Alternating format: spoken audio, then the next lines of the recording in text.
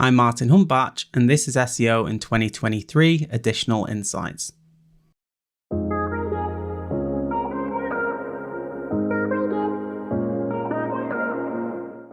Martin, what's your additional insight for SEO in 2023? My additional insight is SEO companies should focus on creating content that their customers need rather than creating SEO-driven content. SEO-driven content, okay. What does SEO-driven content look like in 2023? So I think, especially with everything with ChatGPT coming along now and everybody just trying to rank higher, I think a lot of the times we measure our success as SEO agencies by the number of keywords we've got ranking, by the how many keywords are there, the how high they are on the first page. And sometimes that drives the actions that we take when it comes to creating content. Whereas, that's not necessarily the best way to do it if you're trying to get real, true, valuable customers that are going to transform your business. Is it not possible to serve both customers and search engines equally well? Or do you have to tailor what you're doing primarily towards one of them? So let's just say that the entire goal is to rank on the first page of Google, and that's your entirety of the measurement, and that's your goal as to what you want to achieve for you and your clients. What that means is that you're going to do things like you're going to rely completely on keyword research. You're going to rely on trying to force keywords in as many natural places as possible. But in reality, there are lots of ideas when it comes to content creation that keyword research tools don't show you. There's certain things that people are talking to you about, your clients, your potential customers, when they ring you up on the phone, when they send you emails, they say, these are the problems that I'm having. Yes, I think SEO can help, but actually, if you think about content from what your customers need, then it's a far better SEO strategy is what I've found from, doing both over the years, from entirely focusing on creating SEO driven content and trying to get keywords in as many places as possible and seeing the end goal as being number one on Google, rather than thinking about serving your customers, because these people are asking you questions all the time. These people are sending you emails and jumping on calls with you and Googling things that maybe don't have that much in terms of search volume. And we're missing out on an entire kind of client and potential client because we're just trying to do what keyword research tools tells us to do. I think it certainly makes sense when you look at the Google SERP and you see people also asked, or you look at tools like also asked, and you get some great long tail questions that people tend to ask in relation to the types of queries that are relevant to your website. The challenge, obviously, with that is that there are often no keyword volume related to those keyword phrases. So how do you square that? How do you justify that again to people within organizations to say that you're targeting these terms, but you can't actually say there's any definitive keyword volume behind them? Yeah, I think you have to think about what the end goal is. And this is where it comes down to it. So if your end goal is keywords ranking, that's all on my deliverable is, then you might have to go down an SEO route and you might have to say, this is the best keyword. I'm going to try and go for it. I'm going to fire loads of backlinks at it. I'm going to put my full weight behind this particular set of keywords. And that's one option. The problem is that I've found that if you actually want customers and you actually want high quality customers that are just in need of a little bit of education, this is the thing that I've found with some of our clients. When we write content for clients, there is always a battle between, okay, we've got customer service department and sales who are telling us one thing, and then we've got search engine, keyword research tools telling us another thing. So sometimes you have to split your attention. You have to think, this is a keyword we want to go for, so let's create some amazing content around that keyword to try and tick that box and get rankings so that we can justify, their return on their investment or assumed return on the investment because you're ranking on the first page of Google. But then you've also got salespeople and customer support they're taking up time because you're not answering questions that your customers have. Even though the keyword research tool doesn't say this, doesn't mean it's not going to support the entire team. You're going to support everyone from top to bottom, from people managing customer support through to getting people over the finish line to actually start working with your organization. there's a whole set of questions that they get day in, day out. But if you was to throw those questions into a keyword research tool, you might have less than 10 searches a month, less than 50 searches a month. Is it worth not writing that content when it's going to dramatically improve the processes and the organization within the business? When you're going to save people time, you're going to be able to sign up twice as many customers faster because you have that content to support those people.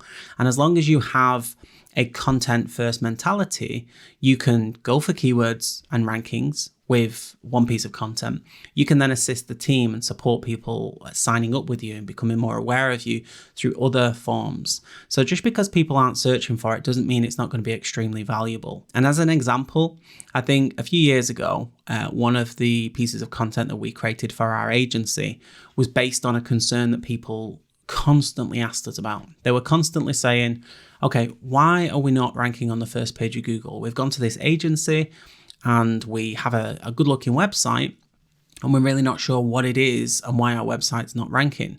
So when you actually use a keyword research tool to analyze that, like what would you even type in? Not ranking in Google, or why is my website not performing, or is my website broken? Like, it's so varied because it comes from a problem that people have, and people describe problems in completely different ways. So when we did the keyword research, nobody searched for it. We didn't even know what to put into keyword research because people used different language, different vocabulary to describe that problem.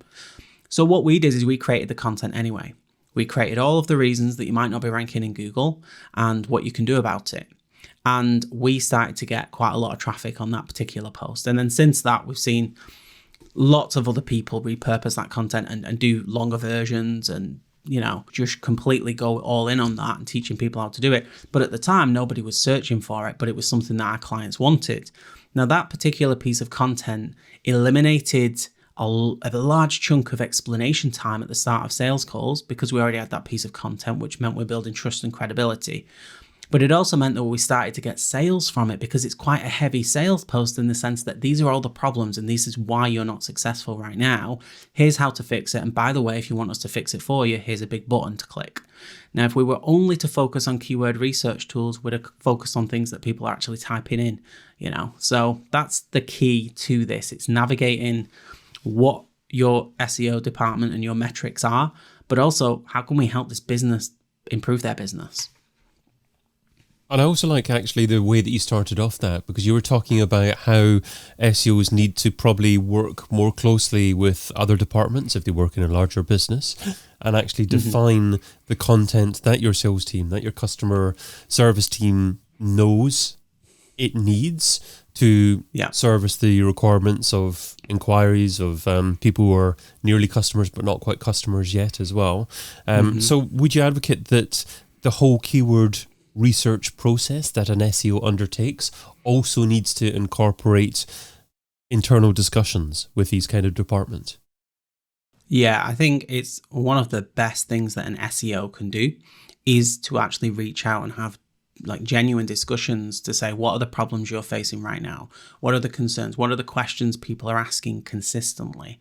What is the thing that's stopping people from being successful with the thing that we help people to achieve? So whatever it is, there's always going to be questions that pop up that customer support have to deal with, contend with every single day. And sometimes they don't have content to support that. And we kind of think about this when it comes to that communication within an organization, is that sometimes you will have one conversation with a client and somebody else in a different department will have another conversation. So it's nice for everybody to be on the same page. And sometimes it's a good exercise to get everybody on the same page. For instance, you've got a salesperson saying one thing, you've got support saying another, you've got the marketing department posting things on Instagram that's something else. And sometimes this helps align the communication and the actual messaging within an organization to actually think about having someone to balance what the process is. So one of the things that you can do if you are working in an organization is understand the process, the sales process. It will give you so many additional content ideas on how you can streamline that process for an organization without them even knowing it. The fact that you publish that content, and we always say, especially when it comes to sales, is that you have salespeople on the call, on calls, on the phone, on Zoom calls every day, sometimes one call after another. And they're constantly saying the same things. And what I always say is people don't care what you say, they care what you publish. So it's something we really fleshed out in the book. But what it essentially means is that if you're prepared to put black and white text on your website that says this is how you need to do it, this is the best way to approach it, you've always got that as an extra asset that you can use when you're selling to people to say it's good that you've asked that question. What is it that makes SEO so powerful? Well, actually, here's a comparison post between Google ads and Facebook ads and SEO. And if you have proof that you've published that content, then it adds a certain weight, because when it's public, other people can see it. Your peers can see it. People higher up can see it. Other companies can see it. So actually publishing content to answer certain questions is a very, basic methodology, but it just helps so many other departments, especially salespeople, when it's, have you got any proof that what you can do can help an estate agent or can help a catering company? Well, yes, here's exactly how what we do serves people and helps people. And the more you publish content, the easier that becomes. It just means that, well, from our perspective, which I think is going to be relevant to your listeners, is that we were able to take 90-minute sales calls down to around 20 to 30 minutes because we had content to support us when we were trying to sign up new clients. So now anyone we speak to is very well qualified. They've got that content there and they trust us a lot more because we are prepared to say the same thing on sales calls as we do on our website. I just think it's just an air of transparency that improves, yes, getting the sale, but also every other area of the business as well. So how do you define the precise elements that needs to be incorporated within the content that you publish? Because it's all well and good actually deciding on the headings, having conversations with your sales team, your customer service teams, things like that, and actually deciding on, what kind of questions need to be answered. But how do you decide on how you go about answering the questions, what form the content takes, for example? So the first step that we use with all our clients is probably the same step that a lot of SEO companies have, which is have an initial call with a client, have a kickoff call, talk to them about their goals and their objectives for the organization, and really try to understand the intricacies of what they do and how it impacts people in the real world.